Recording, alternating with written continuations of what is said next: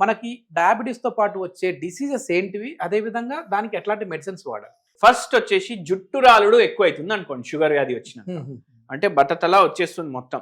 Okay. అట్లాంటప్పుడు మీరు natrum Muir 0/3 potency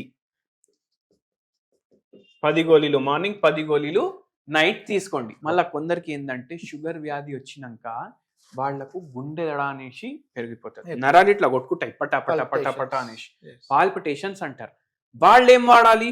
వాళ్ళు ఆర్జెంటమ్ నైట్రికమ్ 0/3 పొటెన్సీ 10 గోళీలు మార్నింగ్ 10 గోళీలు నైట్, ఇది వాడాలి. వాళ్లకు కొద్దిగా రిలీఫ్ ఉంటుంది. కొందరికి నీరసం ఉంటుంది, చేతులు లాగుతాయి, కాళ్ళు లాగుతాయి, వాళ్ళు ఏం చేయాలి? థూజా 0/3 పొటెన్సీ 10 గోళీలు మార్నింగ్ 10 గోళీలు నైట్ వాడాలి. వాళ్లకు అనేది రిలీఫ్ అనేది ఉంటది.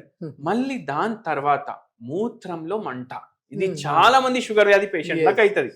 మూత్రంలో మంట అవుతుంది.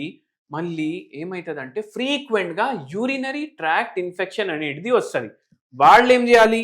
వాళ్ళు ఎపిస్ మెలిఫికా 0/9 పొటెన్సీ 3 పూటలు మీరు ఓన్లీ 5 days తీసుకోండి.